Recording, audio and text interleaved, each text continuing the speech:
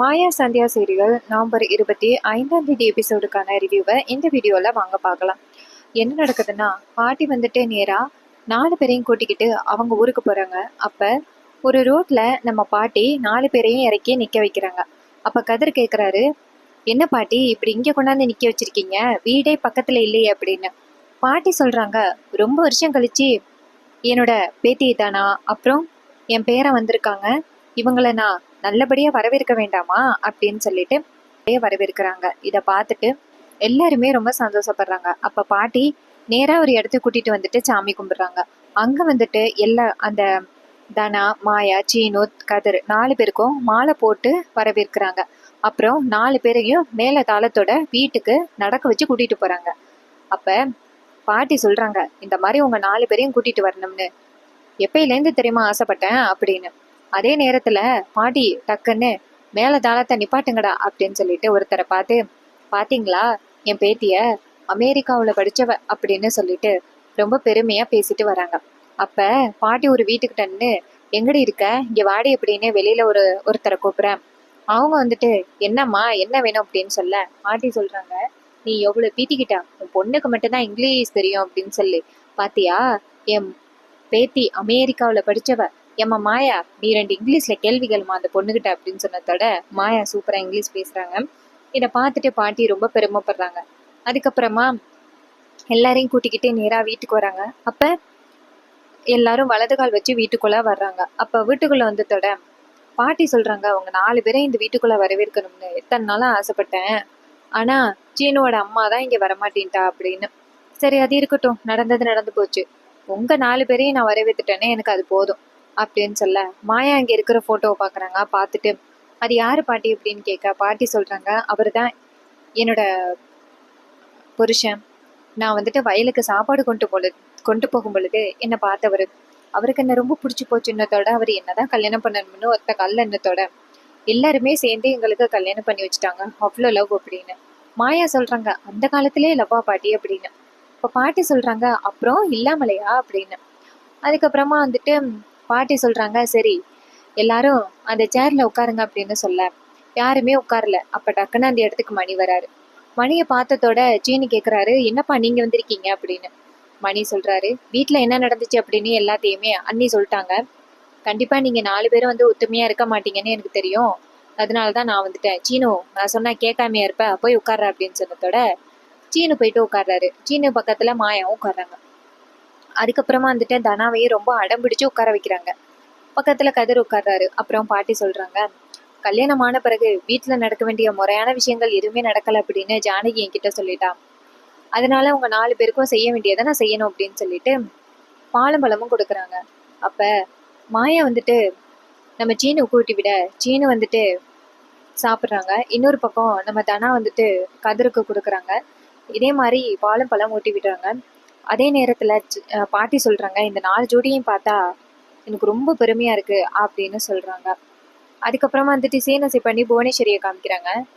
புவனேஸ்வரி வந்துட்டு நேராக கார்த்திகிட்ட, கார்த்தி அந்த ஜானகி வந்துட்டு இப்படி கோவமாக பேசுகிறவ கிடையவே கிடையாது, ஆனால் அவள் கோவமாக பேசுறக்கானா இதுக்கு பின்னாடி ஏதோ ஒரு ஸ்ட்ராங்கான காரணம் இருக்குது. நீ வந்துட்டு அந்த வித்யாங்கிற பொண்ணை லவ் பண்ண விஷயம் அது வேற, ஆனால் வேற ஏதோ பெரிய தப்பு பண்ணியிருக்கடா கார்த்தி, அதனால தான் அந்த ஜானகி அப்படி பேசுகிறான், மரியாதை என்ன தப்பு பண்ணேன்னு சொல்லு அப்படின்னு. கார்த்தி சொல்கிறாரு, ஐயோ அம்மா இப்போ அத்தை அப்படியெல்லாம் இல்லை, நான்லாம் எந்த தப்பும் பண்ணலை. இப்போ நான் சொல்ல வந்தது இன்னொரு விஷயம், அந்த தனா எல்லாருமே சேர்ந்து நேராக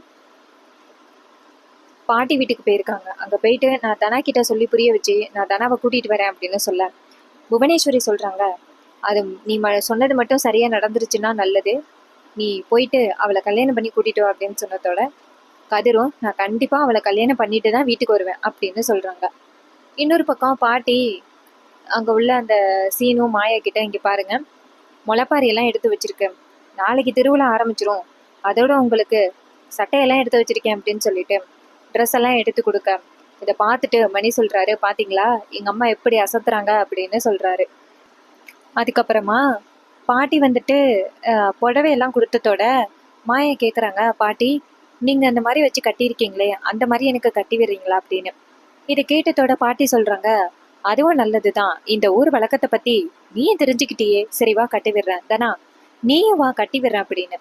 தனா சொல்றாங்க இல்ல பாட்டி எனக்கு வேணாம் அப்படின்னு. பாட்டி சொல்றாங்க என்ன நீ வேணான்னு சொல்ற, வா கட்டி விடுறேன் அப்படின்னு சொல்லிட்டு கூட்டிட்டு போறாங்க ரூம்க்கு. அங்க போயிட்டு 2 பேருக்கும் புடவை கட்டி விடுறாங்க பாட்டி. இன்னொரு பக்கம் மாப்பிள்ளை 2 பேருக்குமே ஷர்ட் கொடுத்து போட்டு வர சொல்றாங்க நம்ம மணி. 2 பேருமே போட்டு வராங்க. பார்த்தா ரொம்பவே சூப்பரா இருக்கு. மணி சொல்றாரு இப்பதான் 2 பேரையும் பார்த்தா புது மாப்பிள்ளை மாதிரி இருக்கிறீங்க அப்படின்னு. அப்ப கதிர் கேக்குறாரு எங்க அவங்க அப்படின்னு. மணி சொல்றாரு இதுதான் ஆரம்ப காலத்துல இருந்து உள்ளதாச்சே, பொண்ணுங்க எப்பவுமே கிளம்புறதுக்கு லேட் படுத்துவாங்க, அது உனக்கு தெரியாது அப்படின்னு. இது கேட்டுட்டு கதிரும் சரி அப்படின்னு சொல்றாரு. அதுக்கப்புறமா அவங்க 2 பேரும் வராங்க. பாக்குறதுக்கு ரொம்ப அழகா இருக்காங்க. அப்ப நம்ம பாட்டி சொல்றாங்க 2 பேரையும் பாக்குறதுக்கு ஜோடி பொருத்தம் ரொம்ப அருமையா இருக்குல்ல அப்படின்னு சொல்றாங்க.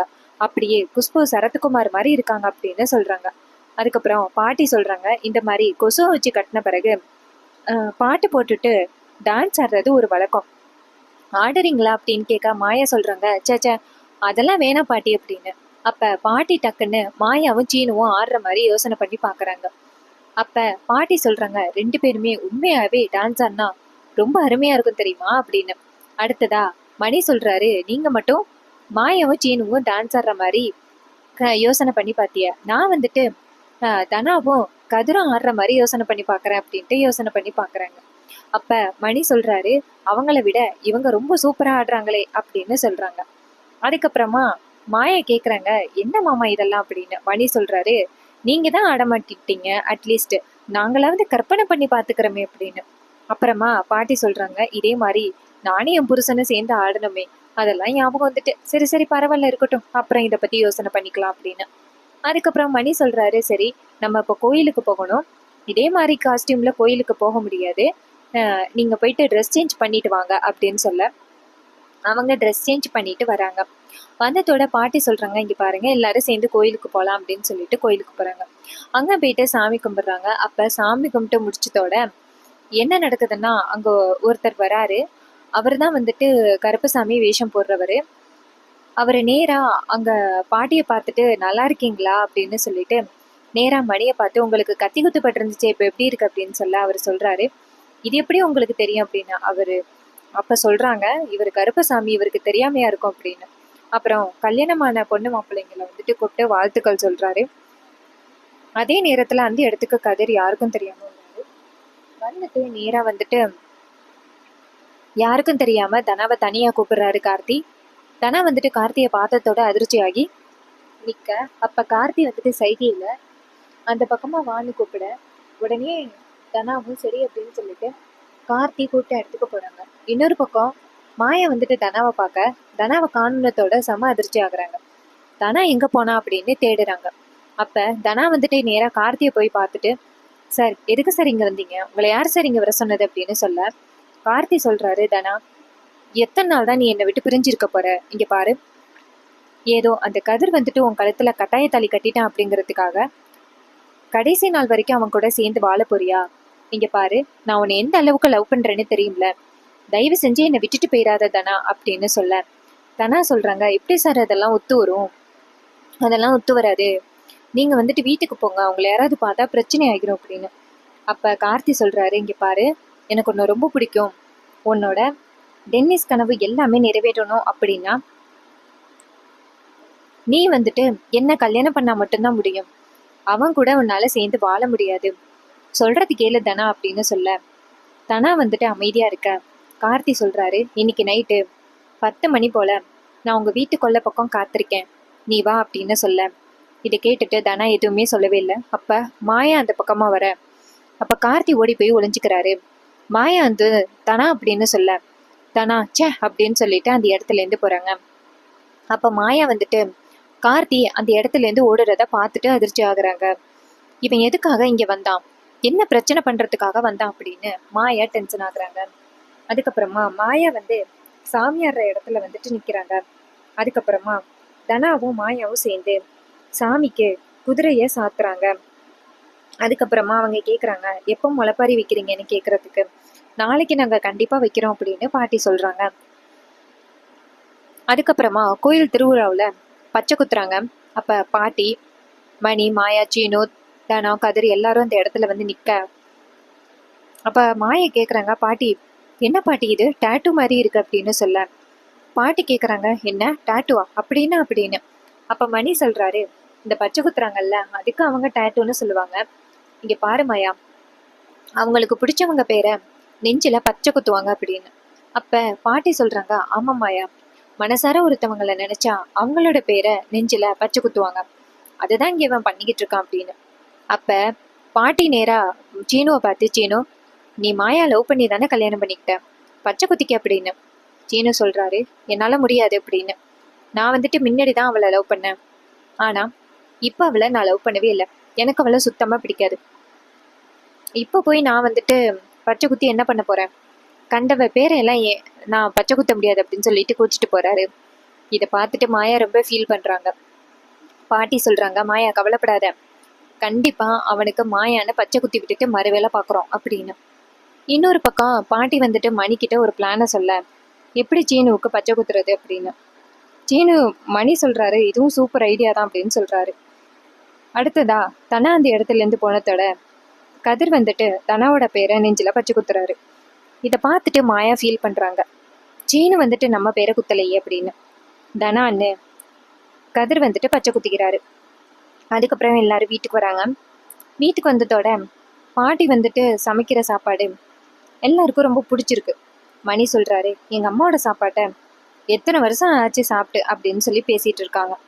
அப்போ மாயா சொல்கிறாங்க, ஆமாம்மாம்மா, சாப்பாடு ரொம்ப சூப்பராக இருந்துச்சு, பாட்டி கைப்பக்குவோம் அப்படின்னு. அப்போ மணி சொல்கிறாரு, நான்வெஜ் தான் மிஸ் அப்படின்னு. அப்போ பாட்டி சொல்கிறாங்க, அதுக்கு என்னடா, வீட்டுக்கு போகிறப்ப கிடா வெட்டி விருந்து போட்டுருவோம் அப்படின்னு. அப்போ சீனு அந்த இடத்துக்கு வந்ததோட பாட்டி சொல்கிறாங்க, இது மாதிரி பச்சை குத்தாமல் இருந்தா எவ்வளோ பெரிய பிரச்சனை நடக்கும் தெரியுமா? பச்சை குத்தாமல் இருந்தா இது மாதிரி கருப்பசாமி கனவுல வந்துட்டு உடம்பு பூரா பச்சை குத்த வச்சிருவாரு அப்படின்னு. அப்போ சீனு சொல்கிறாரு, நீங்கள் என்னை பயமுறுத்துறதுக்காக சொல்கிறீங்க, மற்றபடி அது உண்மையெல்லாம் இல்லை அப்படின்னு. ஆனால் பாட்டி சொல்கிறாங்க, நீங்கள் பார்க்க தானடா போகிறீங்க அப்படின்னு. அதுக்கப்புறமா சீனு வீட்டுக்குள்ளே போனதோட சீனுக்கு பாட்டி ஒரு மோர் கொடுக்குறாங்க. சீனுவும் அந்த மோரை குடிக்கிறாரு. குடிச்சதோட சீனுக்கு வந்துட்டு ஒரு மாதிரி மயக்கம் வருது. அப்போ பாட்டிக்கிட்ட சீனு கேட்குறாரு, பாட்டி இது என்னது, ரொம்ப சூப்பராக இருக்கு, இன்னொன்று கிடைக்குமா அப்படின்னு சொல்ல, பாட்டியும் சரிடா எடுத்துகிட்டு வரேன் அப்படின்னு சொல்லிட்டு இன்னொன்று கொண்டாந்து கொடுக்க சீனு ஃபுல்லாக குடிச்சிட்டு அப்படியே ஒரு மாதிரி கிறக்கமாகறாரு. அப்போ சீனுவை கூட்டிகிட்டு போயிட்டு பெட்டில் படுக்க வைக்க, அப்போ பாட்டி சொல்கிறாங்க, இங்கே பாரு மாயா, இது என்ன தெரியுமா, கல் அப்படின்னு. மாயா சொல்கிறாங்க, ஐயோ ஆல்கஹாலா அப்படின்னு. அப்போ பாட்டி சொல்கிறாங்க, இது அவ்வளோ அந்த அளவுக்கெல்லாம் ஆல்கஹால் கிடையாது, இப்போ என்ன பண்ண போகிறேன் தெரியுமா, நீ ஆசைப்பட்ட மாதிரி சீனுவுக்கு பச்சை குத்த போகிறோம் அப்படின்னு. மாயா சொல்கிறாங்க, பாட்டி இந்த மாதிரியெல்லாம் பண்ண வேணாம், சீனு பாவம் அப்படின்னு. அப்போ பாட்டி சொல்கிறாங்க, விடு, அவன் எவ்வளோ பேசுகிறான், அவனுக்கு இதை பண்ணி தான் ஆகணும் அப்படின்னு சொல்லிட்டு வள்ளியம்மாவை கூட்டிகிட்டு வந்துட்டு சீனுவுக்கு பச்சை குத்துறாங்க மாயான்னு. அதுக்கப்புறமா பாட்டி வந்துட்டு மாயா கிட்ட, நீ போய் பாரு மாயான்னு சொல்ல, மாயா போயிட்டு பார்க்குறாங்க. பார்த்துட்டு பச்சை குத்தி இருக்கிறத பார்த்துட்டு சந்தோஷப்படுறாங்க. அதுக்கப்புறமா தனா வந்துட்டு யோசனையில் இருக்காங்க, எப்படி வந்துட்டு கார்த்தியை போய் பார்க்குறது அப்படின்னு. இன்னொரு பக்கம் கருப்பசாமி வந்துட்டு வேஷம் போட்டு வர ஆரம்பிச்சிருவாரு. யாரும் ரோட்டுக்கு பக்கம் போகாதீங்க அப்படின்னு சொல்லிக்கிட்டு இருக்காங்க. இன்னொரு பக்கம் மாயா வந்துட்டு தனாவை பற்றி தான் நினச்சிக்கிட்டு இருக்காங்க. தனா நைட்டு சாப்பிடவும் இல்லை, யார் கூப்பிட்டாலும் வெளியிலையும் வரவும் இல்லை. பாட்டி சொல்கிறாங்க, எல்லாரும் வீட்டுக்கு கிளம்பு பொழுது எல்லாரையுமே சமாதானப்படுத்தி ஜோடி ஜோடியாக தான் அனுப்புவோம், யாரையும் தனியாக அனுப்ப மாட்டோம் அப்படின்னு பாட்டி கன்ஃபார்மாக சொல்கிறாங்க. அப்புறமா வந்துட்டு நைட் ஆகுது. நைட் ஆனதோட தனா நினைக்கிறாங்க, கார்த்திக் சார் கூப்பிட்டாரு, நம்ம போவோம் அப்படின்னு சொல்லிட்டு பெட்டில் வந்துட்டு தலகாணியெல்லாம் எடுத்து வச்சு ஒருத்தவங்க தூங்குற மாதிரி செட் பண்ணி வச்சுட்டு தனா வந்துட்டு வீட்டை விட்டு வெளியில் வராங்க. அப்போ மணி டக்குன்னு கிளம்புறாரு. அப்போ தனா ஒளிஞ்சிக்கிட்டு வீட்டை விட்டு வெளியில் போகிறாங்க. அப்போ மாயாவுக்கு டக்குன்னு தூக்கம் போகுது. எந்திரிச்சு உட்காந்துட்டு, என்ன இது தூக்கம் வரல அப்படின்னு சொல்லிட்டு வெளியில் வந்துட்டு தனாவை பார்க்குறாங்க. தனா தூங்கிட்டு இருக்க மாதிரி இருக்கு. அப்போ மாயாவுக்கு சந்தேகம், என்ன இது அப்படின்னு சொல்லிட்டு பக்கத்தில் போய் பார்த்தா தனா தலகாணியை வச்சு செட் பண்ணி வச்சுட்டு போயிருக்கிறது அப்பட்டமாக தெரியுது. இதை பார்த்ததோட மாயாவுக்கு செம்ம ஷாக்கு. தனா வீட்டை விட்டு வெளியில் போயிட்டு கார்த்தியை பார்க்க போகிறாங்க. இன்னொரு பக்கம் தெருவில் ஒருத்தர் கத்திக்கிட்டு போகிறாரு, இது மாதிரி கருப்பசாமி வேட்டைக்கு வராரு, யாரும் வெளியில் வராதிங்க அப்படின்னு சொல்லிட்டு போக எல்லாருமே பயந்து வீட்டுக்குள்ளே ஓடுறாங்க. இன்னொரு பக்கம் தனா கார்த்தியை சந்திக்கிறதுக்காக வந்துக்கிட்டு இருக்காங்க. அப்போ நம்ம கார்த்தி இருக்காருல்ல, அவர் ஒரு இடத்துல வெயிட் பண்ணுறாரு. என்ன இது அவளை இன்னும் காணும், ஒருவேளை அவ வரமாட்டாளோ அப்படின்னு. அப்ப தனா இங்கேருந்து வரத கார்த்தி பாக்குறாரு. பார்த்ததோட அப்பாடா நம்ம பிளான் ஒர்க் அவுட் ஆகிட்டு நம்ம நினைச்ச மாதிரியே அவ வரா அப்படின்னு. இன்னொரு பக்கம் மாயா தனா எந்த பக்கம் போனா அப்படின்னு பின்னாடியே வந்துகிட்டு இருக்காங்க. இன்னொரு பக்கம் தனா போயிட்டு நேரா கார்த்தியை பார்க்க, கார்த்தி நேரா தனாவை பார்த்து, தனா எங்க நீ வரமாட்டியோன்னு நினைச்சேன், என் மேல கொஞ்சம் கூட உனக்கு காதல் இல்லையோன்னு நினைச்சேன், நல்ல வேலை நீ என் காதலை புரிஞ்சு வச்சிருக்க, நான் என்னைக்குமே உன்னை பிரிய மாட்டேன் தனா அப்படின்னு. தனா நேரா கார்த்தியை பார்த்து, இந்த பாருங்க சார், இந்த மாதிரி இனிமே கூப்பிட வேணாம் அப்படின்னு சொல்றதுக்காக தான் இந்த இடத்துக்கு வந்தேன். உங்களுக்கும் எனக்கும் இனிமே எந்த சம்மந்தமும் இல்லை. எனக்கும் அந்த கதிருக்கும் கல்யாணம் ஆகிட்டு இனிமே அது எந்த மாற்றமும் இல்லை. இனிமே இன்னைக்கு என்னை பார்க்க வராதிங்க அப்படின்னு சொல்ல, அப்ப கார்த்தி கேட்கறாரு, என்னதனா இவ்வளவு தூரம் வந்துட்டு இப்படி பேசுற, உனக்காக என் அத்தை எங்க அப்பா எல்லாரையுமே எதிர்த்து வந்திருக்கேன். நான் உன்னை கல்யாணம் பண்ணிக்கிட்டு வேற எங்கேயாவது கூட்டிட்டு போயிடுறேன். நம்ம 2 பேருமே ஹாப்பியா இருப்போம். இந்த கதிர் கடக்குறான் போ அப்படின்னு. அப்ப தனா சொல்றாங்க, இல்ல நான் வந்துட்டு கதிரை கல்யாணம் பண்ணிட்டேன். எங்க அம்மாவுக்கு தெரியாம வீட்டை விட்டு ஓடுறதெல்லாம் நல்லது கிடையாது. எங்க அம்மா என் மேல அவ்வளவு பாசமா இருக்காங்க, நம்பிக்கையோட இருக்காங்க. எங்க அம்மாவை ஏமாத்துற மாதிரி இருக்கக்கூடாது. நான் என்னைக்குமே எங்க அம்மாவை ஏமாத்த மாட்டேன். என்னால வர முடியாது அப்படின்னு சொல்லிட்டு ரொம்ப அடம் பிடிக்கிறாங்க தனா. அப்ப கார்த்தி சொல்றாரு, இங்க பாரு தனா, இந்த தாலி இருக்கிறதுனால தானே இப்படி பேசுற, அதை கைட்டு அப்படின்னு சொல்ல, தனா வந்துட்டு கார்த்தியோட கையை தட்டி விட்டுட்டு, என்ன கார்த்தி இப்படி பண்ற அப்படின்னு சொல்ல, கார்த்தி சொல்றாரு, இங்க பாரு, நடந்தது நடந்து போச்சு. அதுக்காக நீ கார்த்தி கூட அந்த கதிர் கூட காலம் ஃபுல்லா வாழலாம்னு முடிவு பண்ணிட்டியா அப்படின்னு கேக்குறாங்க. இன்னொரு பக்கம் ஆஹ் சீனு வந்துட்டு எந்திரிச்சு பாக்குறாரு. பார்த்தா மாயாவை காணோம். அப்ப சீனு அதிர்ச்சி ஆகுறாரு. இந்த நேரத்துல இவ எங்க போனா அப்படின்ட்டு எந்திரிச்சு பாக்குறாரு. பார்த்தா எங்கேயுமே மாயாவை காணோம். அப்ப சீனு எந்திரிச்சு வெளியில வராரு. இங்க எங்க போனா இவ, கருப்பசாமி வேற வெளியில வரும்னு சொன்னாங்களே, இவ இந்த நேரத்துல எங்க போனா, ஒரு தடவை சொன்னா கேட்க மாட்டா போல அப்படின்ட்டு கோவத்துல எங்க பார்த்தாலும் தேடுறதுக்காக சீனு கிளம்பிட்டாரு. இன்னொரு பக்கம் கருப்பசாமி வேட்டைக்கு கிளம்பிட்டு, இன்னொரு பக்கம் கார்த்தி வந்துட்டு எப்படியாவது தனாவை கூட்டிட்டு போயிடணும் அப்படின்னு ட்ரை பண்றாரு. இன்னொரு பக்கம் மாயா வந்துட்டு தனாவை தேடி வந்து பார்க்கும் பொழுது கார்த்திகிட்ட பேசிக்கிட்டு நிக்கிறத பார்த்துட்டு மாயா சமாதிரிச்சு ஆகுறாங்க. எதுக்காக இவ வந்துட்டு இப்படி பண்றா, நம்ம எத்தனை தடவை கார்த்தி நல்லவன் இல்லைன்னு சொல்லணும், கொஞ்சம் கூட கேட்க மாட்டேங்கிறாளே அப்படின்னு ரொம்ப ஃபீல் பண்றாங்க. அதோட இன்னைக்கான எபிசோட ஃபினிஷ் பண்ணியிருக்காங்க. இந்த எபிசோடு உங்களுக்கு எந்த அளவுக்கு பிடிச்சிருந்துச்சு அப்படின்னு மறக்காம கமெண்ட்ல ஷேர் பண்ணுங்க. இதே மாதிரி இனிமேல் அப்டேட்ஸ் வேணும்னாலும் நம்ம சேனலை சப்ஸ்கிரைப் பண்ணிக்கோங்க. தேங்க்யூ ஃபார் வாட்சிங்.